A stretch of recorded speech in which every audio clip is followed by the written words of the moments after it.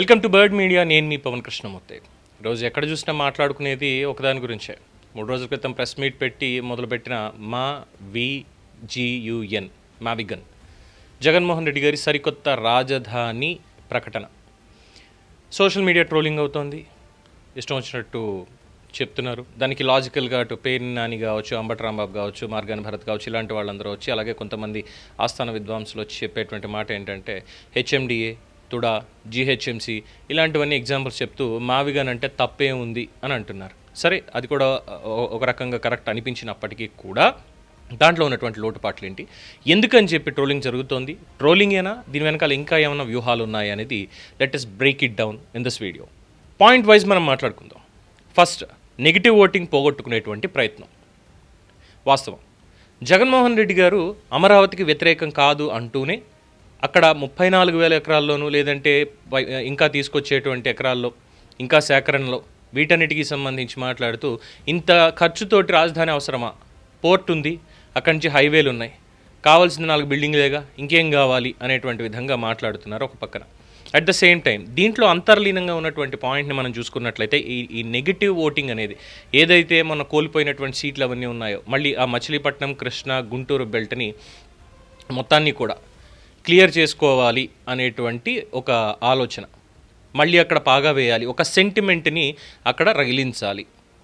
Same as old style 3 రాజధానులు అన్నటువంటి పేరు. అప్పటిదాకా అమరావతిలోనే ఇల్లు కట్టుకున్నాను, ఇంకెవరన్నా కాపురం పెట్టారా, సంసారం చేశారా అనేటువంటి మాటని అప్పుడు మాట్లాడి, మొన్న కూడా అదే విషయాన్ని కోట్ చేస్తూ, సరే అక్కడ అయిపోయింది, బిల్లు ఉపసంహరించుకున్నాం, అయిపోయిన తర్వాత ఇప్పుడు మళ్ళీ అమరావతి మీద, అమరావతి పనులు జరుగుతున్నాయి, ఒక పక్కన కాంట్రాక్టర్లు పనుల పర్సంటేజ్ వీటికి సంబంధించి డిస్కషన్ జరుగుతున్న నేపథ్యంలో సరికొత్తగా ఒక వ్యూహాన్ని రచించారు. అదే ఈ మావిగన్.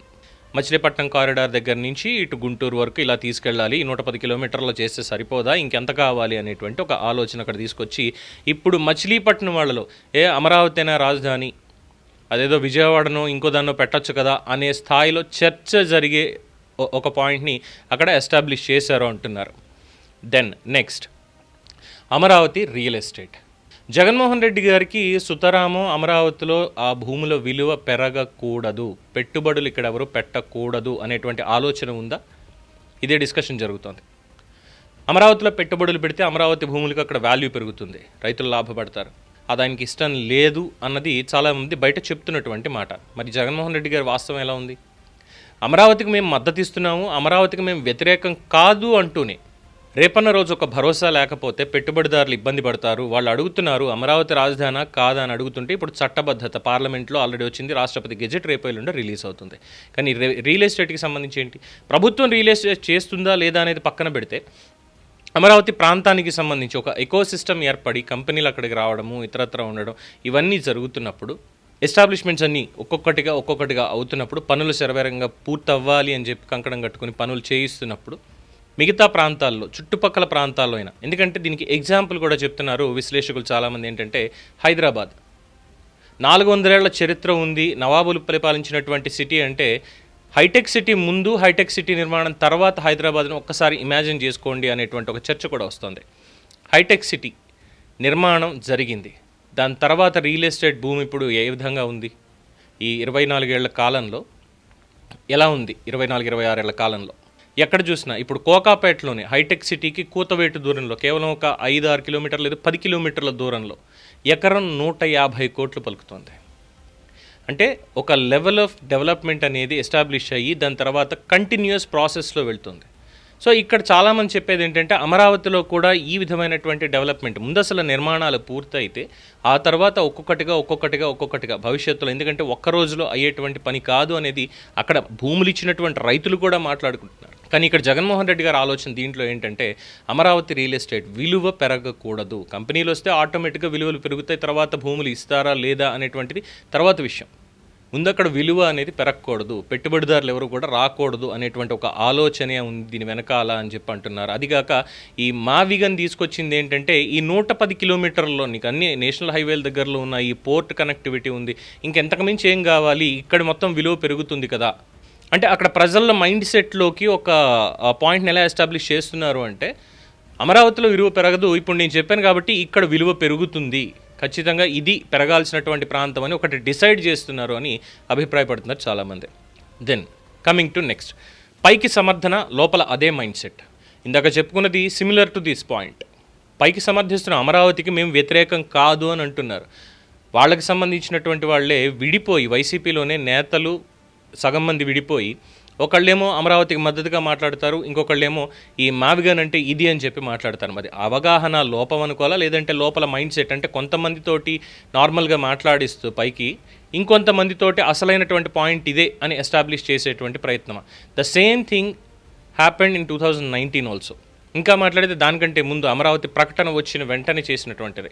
రాజధాని ఎక్కడ అన్నటువంటి చర్చ పబ్లిక్లోకి బలంగా వైసీపీ తీసుకెళ్ళగలిగింది. అప్పటికి ఇంకా ప్రకటన రాలేదు, కమిటీ రిపోర్ట్స్ని ఇంకోటని ఏది మాట్లాడలేదు ఎవరు కూడా. అక్కడికి దానికి సంబంధించి లోపల మైండ్ సెట్ మాత్రం నేను విశాఖపట్నం అన్నాను, ఎందుకంటే ఇప్పటికీ కూడా జగన్మోహన్ రెడ్డి గారికి రిగ్రెట్ అనేది లేదు. 750 కోట్ల రూపాయలతోటి అక్కడ ప్యాలెస్ కట్టించాము, దాంట్లో ఉన్నటువంటివన్నీ చూసిన తర్వాత పబ్లిక్ అంటున్నారు దాన్ని ఏ విధంగా వాడాలి ఇప్పుడు అన్నటువంటిది. సో దాని మీద ఆయనకి రిగ్రెట్ అనేది కనిపించట్లేదు. ఇప్పటికీ ఆయన దృష్టిలో చూసుకుంటే ఈ మావిగన్ అనేటువంటిది ఒక కైండ్ ఆఫ్ డైవర్షన్. అమరావతికి ఆ బ్రాండ్ ఇమేజ్ అనేది రాకూడదు అనేటువంటి ఒక డైవర్షన్. వెరాస్ ఆయన అనుకున్నట్టు విశాఖపట్నం మాత్రమే రాజధానిగా ఉండాలి అనేది, ఎందుకంటే ఎస్టాబ్లిష్డ్ సిటీ అనేటువంటి పేరుతో ఆయన చెప్తున్నటువంటిది. కొన్ని విశాఖపట్నంలో ఏమైనా పూర్తి స్థాయిలో ఏమైనా డెవలప్మెంట్ చేశారా అంటే అది కూడా లేదు అంటున్నారు విశ్లేషకులు. సో ఏదేమైనప్పటికీ అక్కడ డెవలప్మెంట్ అంటే కేవలం ఆ కట్టుకున్నటువంటి ప్యాలెస్ మాత్రమే. అలాగే విశాఖపట్నంలో జరిగినటువంటి భూదందాలు వీటికి సంబంధించి కూడా తీస్తే ఈ మైండ్ సెట్ అనేది చాలా క్లియర్గా అర్థమైపోతుంది. ఎందుకంటే ఇక్కడ ఆ స్కోప్ ఇవ్వకుండా CRDA అనేటువంటి ఒక చట్టాన్ని ఏర్పాటు చేసి రైతుల్ని స్వచ్ఛందంగా ఒప్పించి వాళ్ళంతట వాళ్లే అడిగిన వెంటనే ఇచ్చేలాగా గత ప్రభుత్వం పనిచేయడం 2014-19లో, అది నచ్చక ఆ తర్వాత జరిగినటువంటి ఉద్యమాలు ఇవన్నీ. ఇప్పుడు ఎలా అయిపోయిందంటే పరిస్థితి, ఈ మచిలీపట్నం, గుంటూరు, విజయవాడ, అఫ్కోర్స్ CRDA పరిధిలోకి ఈ గుంటూరు, విజయవాడ కూడా వస్తాయి. అయితే ఈ 29 గ్రామాలైనా రాజధాని అంటే డెఫినెట్లీ నాట్. ఈరోజు మార్కింగ్ చేసుకున్నటువంటిది 29 గ్రామాలు కావచ్చు, కానీ CRDA పరిధి అనేది ఎలా విస్తృతం అవుతుంది అంటే ఈరోజు ఎగ్జాంపుల్గా మనం తీసుకోవాల్సింది వాళ్లే కోట్ చేస్తున్నటువంటి greater Hyderabad municipal corporation, GHMC. అలాంటివి ఇప్పుడు 3 కార్పొరేషన్లు అయింది. ఒకప్పుడు మల్కాజ్గిరి కావచ్చు, పటాన్చెరు ఏరియా కావచ్చు, ఇవన్నీ ఉండేది దేంట్లో అంటే GHMC పరిధిలోనే ఉండేవి. ఈ GHMC పరిధి ఇప్పుడు ఎలా అయిందంటే 3 కమిషనరేట్లు అయ్యాయి. అంటే రాజధాని విస్తృతి అనేటువంటిది హైదరాబాద్ కేవలం హైదరాబాద్ మాత్రమే కాకుండా చుట్టుపక్కల ఔటర్ రింగ్ రోడ్డు దాటి ఏ విధంగా వెళ్ళింది, ఎక్కడ దాకా బౌండరీస్ అనేది ఒకసారి మ్యాపింగ్ చూస్తే తెలుస్తుంది. The same thing applicable to Amaravati also. 29 గ్రామాలు మాత్రమే కాదు, అది గ్రామాలకు సంబంధించింది మాత్రమే కాదు, ఒక్కసారి అక్కడికి డెవలప్మెంట్ పడింది అంటే ఆటోమేటిక్గా అది స్ప్రెడ్ అవుతూనే ఉంటుంది తప్ప ఇక్కడికి వెళ్ళి పర్టికులర్గా ఆగిపోవాలి అంటే, సముద్రం లోపలకు కూడా డెవలప్ అవ్వాలి అంటే దానికి ఎవరు ఏం చేయలేరు అంటున్నారు సెటైరికల్గా. So mind set point of వ్యూలో అది. ఖర్చులు అబద్ధమా నిజమా?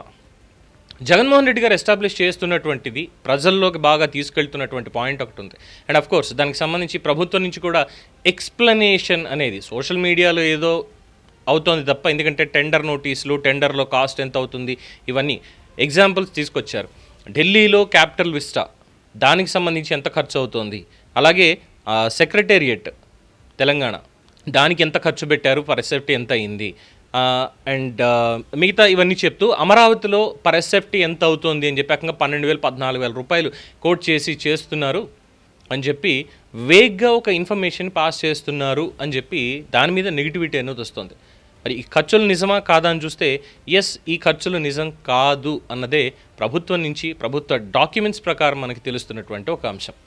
కేవలం 6,890 రూపాయలు మాత్రమే అక్కడ పర్ ఎస్ఎఫ్టీ ఖర్చు అవుతుంది. ఏదైతే GAD టవర్స్ నిర్మిస్తున్నారో 5 టవర్స్, ఆ టవర్స్ అన్నిటికీ మొత్తం 66.88 లక్షల చదరపు అడుగుల దాంట్లో నిర్మాణాలకు సంబంధించి పర్ ఎస్ఎఫ్టీ అవుతున్నటువంటి ఖర్చు 6,810 రూపాయలు. వేరాస్ రుషికొండ ప్యాలెస్కి పర్ ఎస్ఎఫ్టీ 49,000 రూపాయలు ఖర్చు చేశారు అన్నది కఠోర వాస్తవం. అక్కడ కంపారిజన్ చేసుకోవచ్చు. ఆఫ్టర్ దట్ ఎకరాకి 2 కోట్ల రూపాయలు మౌలిక సదుపాయాలకి మాత్రమే, రోడ్లు వేయడానికి, వాటర్ పైప్ లైన్స్ ఇవ్వడానికి, కరెంట్ పోల్స్ పెట్టడానికి, లేదు అండర్ గ్రౌండ్ కరెంట్, అలాగే డ్రైనేజ్ సిస్టమ్, ఇవన్నీ కూడా. అంటే ఒక వెల్ ఎక్విప్డ్ సిటీగా ఉండాలి, ఎటువంటి ఇబ్బందులు రాకూడదు అనేటువంటి ఒక ఉద్దేశంతో చేస్తున్నటువంటిది. దీనికి ఎకరాకి 2 కోట్లు అవుతుందట.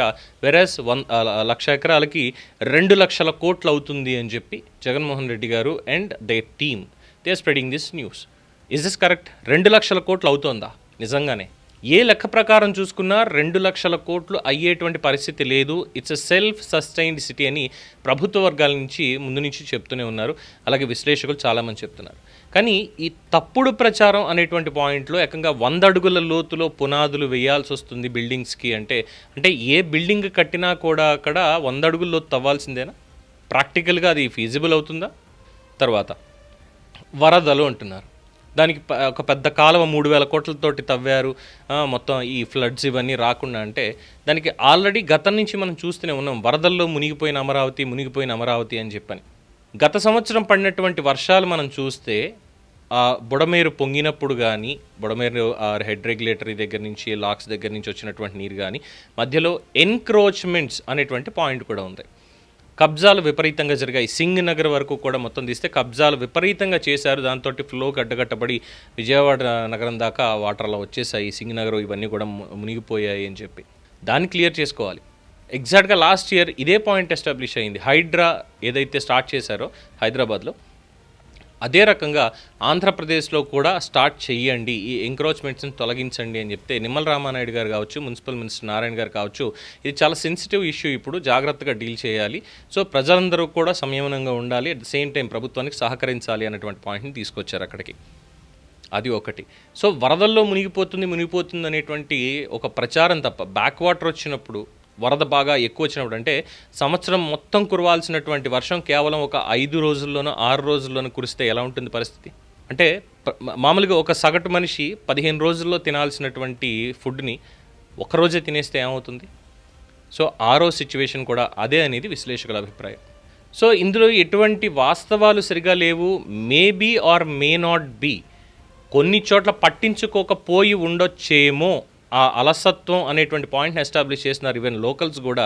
కానీ పొలిటిసైజ్ చేసే దగ్గరకు వచ్చేసరికి అమరావతి మునిగిపోయేటువంటి నగరం అనేటువంటిది ఎస్టాబ్లిష్ చేస్తున్నారు, విచ్ ఇస్ అబ్సల్యూట్లీ ఫాల్ అని ప్రభుత్వ వర్గాలు చెప్తున్నాయి.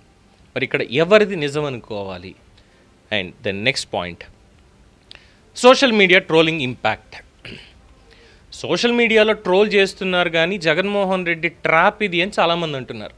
ఒక సరికొత్త ఆలోచనకి, అంటే ఆల్రెడీ ఉన్న ఎస్టాబ్లిష్మెంట్ని కాదు ఇది ఇలా చెయ్యాలి అని తన వ్యూహం ఏంటనేది బయట పెట్టాడు.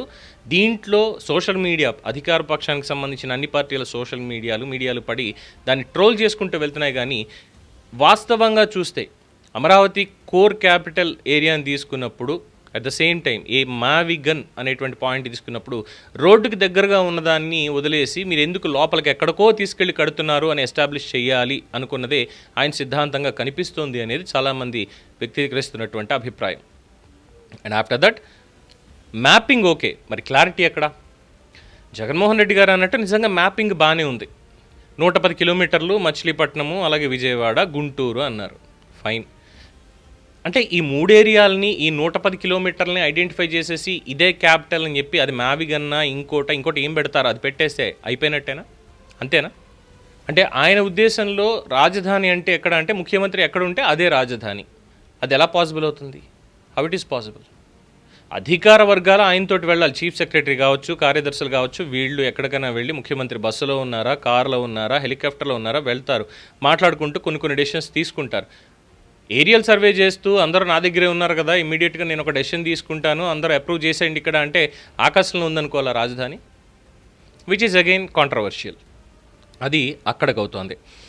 ఇప్పుడు జగన్మోహన్ రెడ్డి గారు చెప్పిన దాని ప్రకారం అసెంబ్లీ ఎక్కడ, సెక్రటేరియట్ ఎక్కడ, మంత్రులు, ఎమ్మెల్యేలు, ఎమ్మెల్సీలు, ప్రజాప్రతినిధులకి క్వార్టర్స్ ఎక్కడ, అండ్ జడ్జిలకి కానీ డిగ్నిటరీస్కి వాళ్ళకి క్వార్టర్స్ ఎక్కడ, రాజ్భవన్ ఎక్కడ, అండ్ డీజీపీ కార్యాలయం కానీ, పోలీసులకు సంబంధించి, లేదంటే మిగతా అన్నింటికి at the same time high court ఎక్కడుంది? ఇప్పుడు అమరావతిలోనే ఉంది.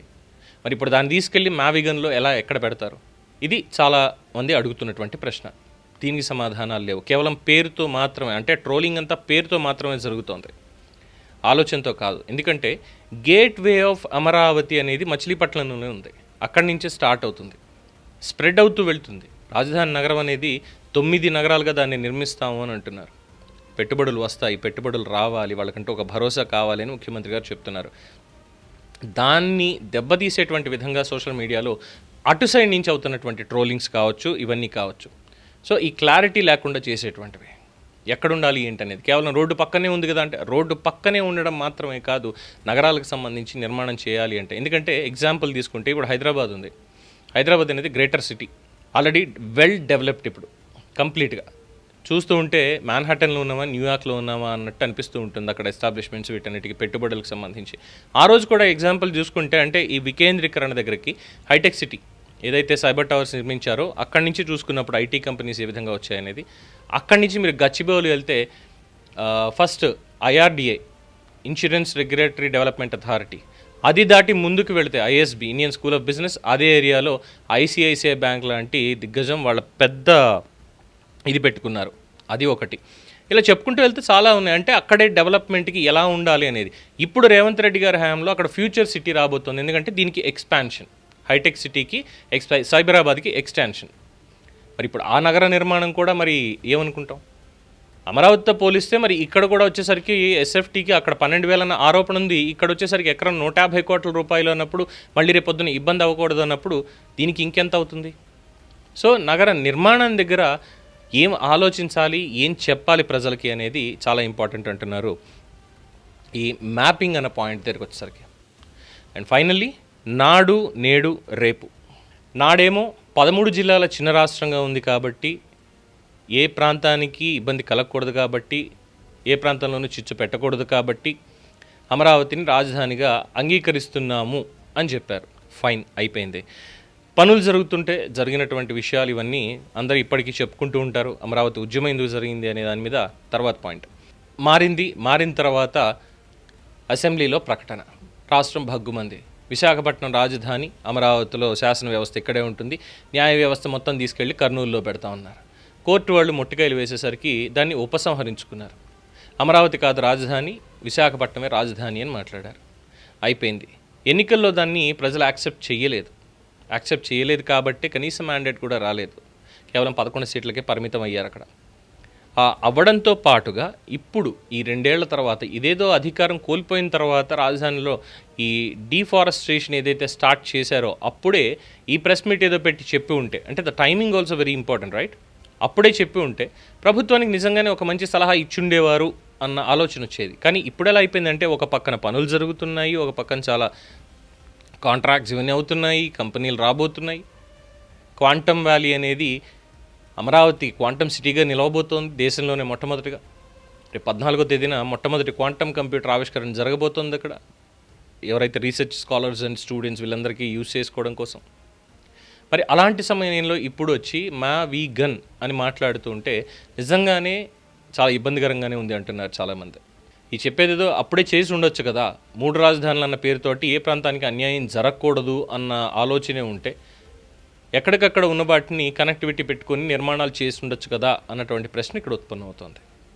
ఆ రోజేమో 3 రాజధానులు అని, ఇప్పుడు మళ్ళీ దాని నుంచి బయటకు వచ్చేసి కేవలం వి గన్ మచిలీపట్నం, విజయవాడ, గుంటూరు ఈ ఏరియా మాత్రమే, 110 కిలోమీటర్ల ఏరియాని మాత్రమే మీరు మ్యాప్ చేయాలి, ఇదే రాజధాని కింద ఉండాలి అని ఇప్పుడు చెప్పడం మాత్రం నిజంగా హాస్యాస్పదంగా ఉంది అనేది చాలామంది చెప్తున్నటువంటి అంశం. బట్ ఏదేమైనప్పటికీ కూడా రేపేంటి అన్న క్వశ్చన్ వస్తుంది. నాడేమో అమరావతికి మద్దతు అన్నారు, నిన్నేమో 3 రాజధానులు చేశారు, ఇప్పుడేమో ఈ మావిగన్ అంటున్నారు. మరి రేపేంటి? రేపు ఇంకోటి ఏమైనా పెడతారా? ఇంకో దాని మీద ఏమైనా మాట్లాడతారా? అంటే రాజధానికి అనేక భాష్యాలు ఇచ్చారు. ఏంటంటే దేశానికి రాజధాని ఉంది కానీ రాష్ట్రాలకి రాజధాని అనేది రాజ్యాంగంలో లేదు కదా అని చెప్పి మాట్లాడు. సో ఈ నాడు నేడు రేపటికి క్లారిటీ అనేది లేకుండా పోయింది. సో ఈ విధంగా జగన్మోహన్ రెడ్డి గారి మావిగన్ గురించి ఒక పాజిటివ్ అయితే చాలామంది డిస్కస్ చేసుకుంటున్నారు. ఏంటంటే సెంటిమెంట్ రగల్చడం, ఫలితంగా అక్కడ వాళ్ళందరిలో ఉన్నటువంటి నెగిటివిటీని పోగొట్టి, అవును ఇది మన గురించి కదా ఆలోచించేది, మన గురించే కదా చెప్తున్నాడు, అవును మనం ఎందుకు ఉండకూడదు, ఎక్కడో ఖాళీ ప్రదేశంలో పొలాలు సేకరించి కట్టాల్సినటువంటి అవసరం ఏముంది అని చెప్పే ఒక చర్చ అయితే బయట బలంగా జరుగుతోంది. But at the same time రాజధానిలో పనులు కూడా అంతే బలంగా ముందుకి కొనసాగుతున్నాయి. ఈ చర్చకి ఫుల్ స్టాప్ పెడతారా అంటే ఎస్, ఇందాక ఒక మాట అనుకున్నాం, వైసీపీ నేతలు విడిపోయారు, వైసీపీ నేతల్లోనే కొంతమంది వ్యతిరేకిస్తున్నారు మావిగన్ని, అలాగే కొంతమంది విశ్లేషకులు పార్టీ పరంగా మాట్లాడేటువంటి వాళ్ళు కూడా చెప్తున్నారు ప్రెస్ మీట్ పెడితే చాలు కామెడీ పీస్ అయిపోతున్నాడు, మావిగన్ ఏంటండి బుద్ధి జ్ఞానం లేకుండా అంటూ మాట్లాడుతున్నారు వాళ్ళు కూడా. అంటే డిఫరెన్స్ ఆఫ్ ఒపీనియన్ అనేది పార్టీలోనే, సొంత పార్టీలోనే ఉంది, పార్టీ సానుభూతి పరుల మధ్యలోనే ఉంది, బయటికి స్ప్రెడ్ అయ్యేది మాత్రం ఇదేదో పెద్ద గొప్ప అద్భుతమైనటువంటి ఆలోచన అనే విధంగా చెప్తున్నారు. నిజమే, రోడ్డు పక్కనే కట్టడం అనేటువంటిది, నేషనల్ హైవేలు పక్కనే ఉన్నాయి, కనెక్టివిటీ ఉంటుంది కాబట్టి మంచి ఏరియానే ఒక రకంగా చూస్తే, కానీ అందరికీ ఆమోదయోగ్యంగా ప్రజలందరూ కోరుకున్నటువంటి విధంగా రాజధాని ఉండాలి అనేది ఆనాటి నుంచి ఈనాటి దాకా మాట్లాడుకునేది. దాని మీద అటు పార్లమెంట్లో వ్యతిరేకించారు మొత్తం పూర్తి స్థాయిలో, ఇక్కడ అసెంబ్లీ సెషన్స్ కూడా రాలేదు, మండలిలో పెట్టలేదు అనేటువంటి కామెంట్ చేయడం, అంటే ఆ రోజు మేము ఏం చేశామో అన్ని మంచివి ఈరోజు చేస్తున్నదంతా కూడా చెడుగానే ఉంది అని చెప్పేటువంటి ఒక ప్రయత్నం చేస్తున్నారని చాలామంది అభిప్రాయం. మరి జగన్మోహన్ రెడ్డి మావిగన్ వ్యూహం ఫలిస్తుందా? ఇలాగే ముందుకు వెళ్తే ఇంకెటువంటి పరిణామాలు ఎదురవబోతున్నాయి? వేచి చూడాల్సిందే. దీని మీద మీ అభిప్రాయం తెలియచేయండి. చూస్తూనే ఉండండి ది బర్డ్ మీడియా.